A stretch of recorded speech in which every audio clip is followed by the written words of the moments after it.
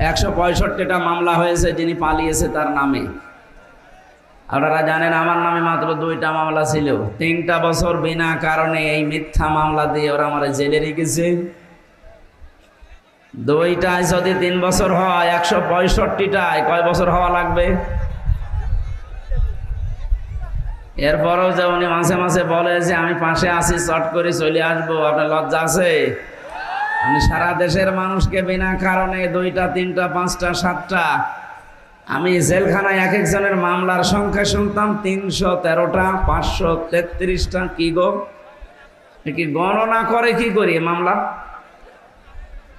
আমারও বলছিল যে আমরা যা বলতে বলি এগুলো যদি না বলেন তাহলে 50টা মামলা দেওয়া হবে।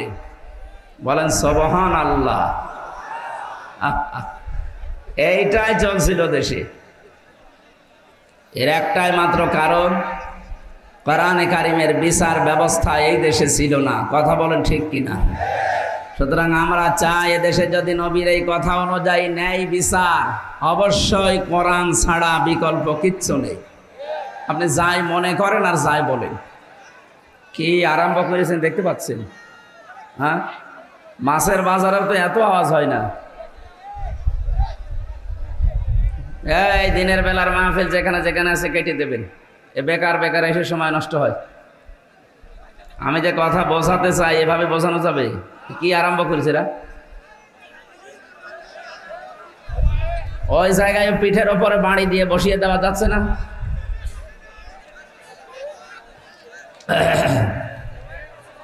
না, কোরআনের অনুষ্ঠান এইভাবে হয় না। এটা তো আর মমতাজের গানের অনুষ্ঠান না। কথা যদি ওরা বন্ধ না করে ওদের কবিরা গোনা হচ্ছে। হ্যাঁ, শেষে বকাই। কি অবস্থা! ছেলে, কাউকে বসাতে হলে কথা বলা যাবে না, এমনি ইশারায় বসাবেন, কথা বলবেন না। অমান আমিলা বিহি উজরা, যারা কোরআনের আমল করবে আল্লাহ তাদেরকে পুরস্কার দান করবেন। অমান দাআ ইলাইহি হাদা, কোরআন দিয়ে মানুষকে ডাক দিলে আল্লাহ তাকে হেদায়েতের উপরে রাখবে। আমরা হেদায়েতের উপরে থাকতে চাই না? বলেন বলেন, এটাকে আমি বানাচ্ছি? আপনি যদি সত্যি হেদায়েতের উপরে থাকতে চান, শুধু জুব্বা গায়ে দিয়ে পাগড়ি মাথায় দিয়ে তসবিহ টিপলে থাকতে পারবেন না।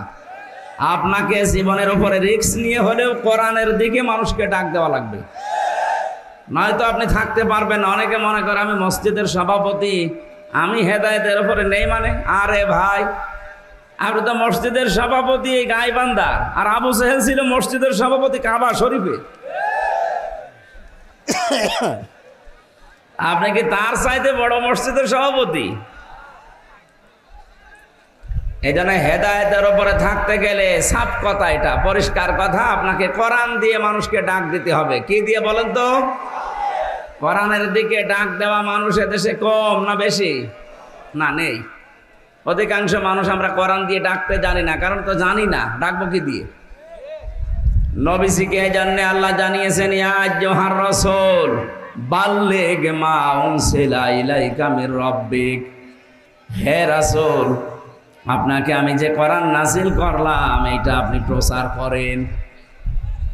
মানুষকে যদি ডাক দিতে চান আপনি কোরআনের দিকে ডাকবেন।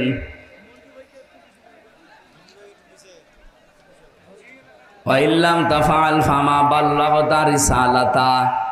কোরআনে কারীম দিয়ে যদি আপনি ডাক মানুষকে না দেন, কোরআন যদি প্রচার না করেন, আপনি যেন রিসালাতের দায়িত্বই পালন করেননি। বলেন নাউযুবিল্লাহ। যার জীবনে রিসালাতের দায়িত্ব পালন হয়েছে পুঙ্খানুপুঙ্খানু 100 ভাগ গ্যারান্টি পাওয়া গেছে তার সাথীদের কাছ থেকে। বিদায় হজের ভাষণে নবীজি 27 মিনিট বক্তব্য দিয়েছিলেন, ইতিহাস হয়ে আছে ওইটা। কিয়ামত পর্যন্ত মানুষ এই ভাষণের কোল কিনারা করতে পারে না। সুবহানাল্লাহ বলতে পারেন নাই? আমরা অনেকেই 1.5 ঘন্টা 2 ঘন্টা 5 ঘন্টা কথা বলি, আমাদের কথায় কোনো মাল থাকে না।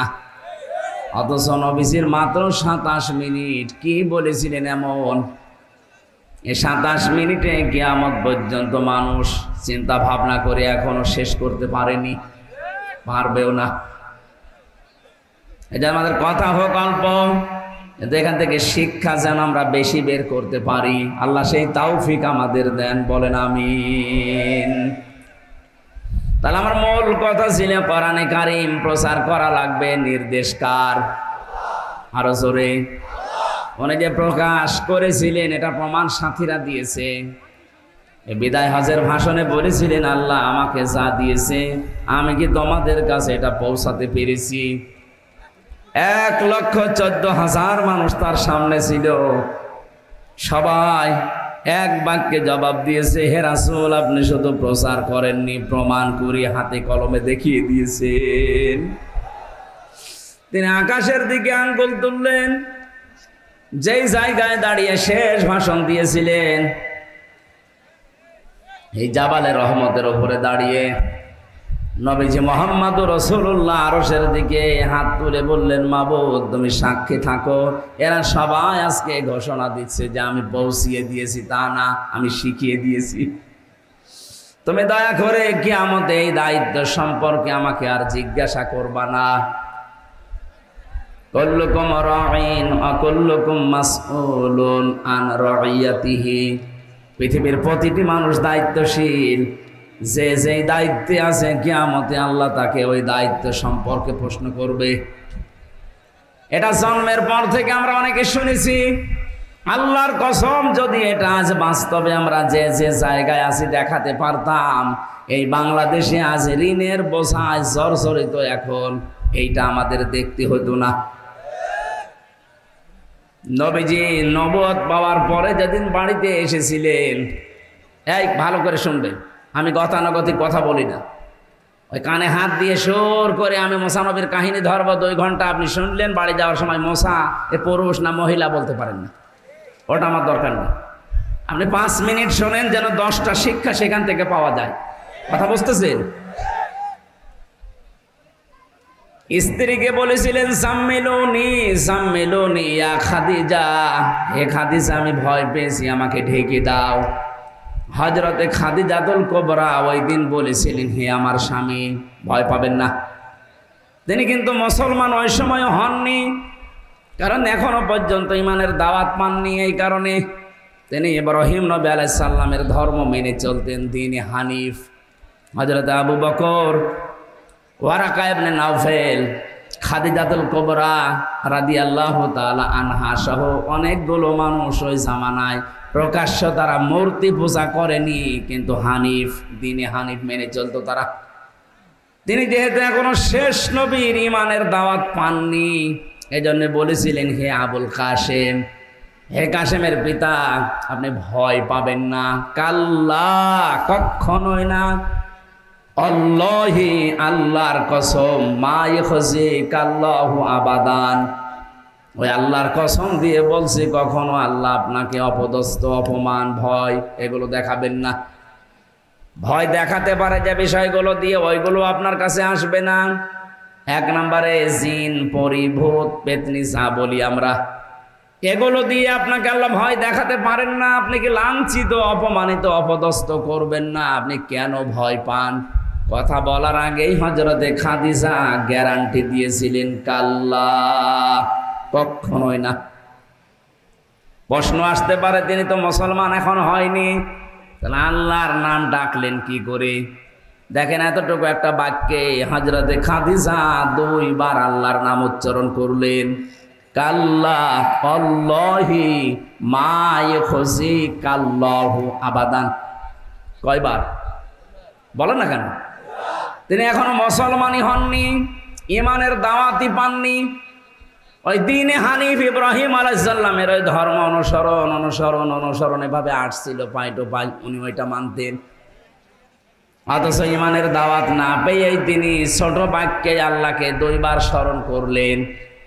এ বাংলাদেশে বহু মানুষ আছে 14 বার হজ করেছে, এখনো পর্যন্ত আল্লাহর নাম নিতে কেমন যেন করে। এ পৃথিবীতে সবচাইতে বড় আল্লাহর নাম যেটা, আল্লাহু আকবার, এর চাইতে বড় নাম আছে আর? বলেন বলেন। এই শব্দটার সাথে অনেকের বিরোধ। এই শব্দটা 15.5 বছরে বহু মানুষ বলার চেষ্টা চালিয়েছে, অথচ এই বিদায় নেওয়া জালেমেরা এই শব্দটাকে বলেছে এটা জামাত ইসলামের শব্দ। আমি নিজের মুখে হাসান মাহমুদের নাম কে দিয়েছে আমি জানি না, এর নাম হবে হাসাও মাহমুদ, খালি হাসায়। ডক্টরেট ডিগ্রি অর্জন করেছে, কে ওরে ডক্টরেট ডিগ্রি দিল সেটাও এক পাগল।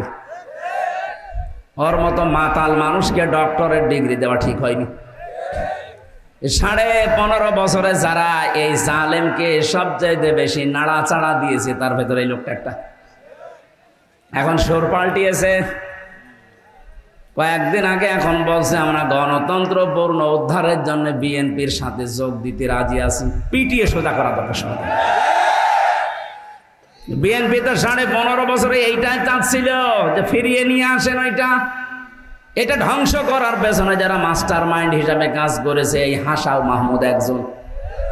শয়তান দেখছে আর তো তলায় মাটি নেই, যা করেছি দেখি এখন কোনো কায়দায় কাজ হয় কিনা। তারেক জিয়া অত পাগল না, বাস্তবতা এইটা। যা করেছেন আমার সাথে তারেক জিয়া সাহেবের পিএস অপু ভাই আর ওনার বন্ধু গিয়াসউদ্দিন মামুন, এই দুইজনই ছিল। কি করেছেন তাদেরকে?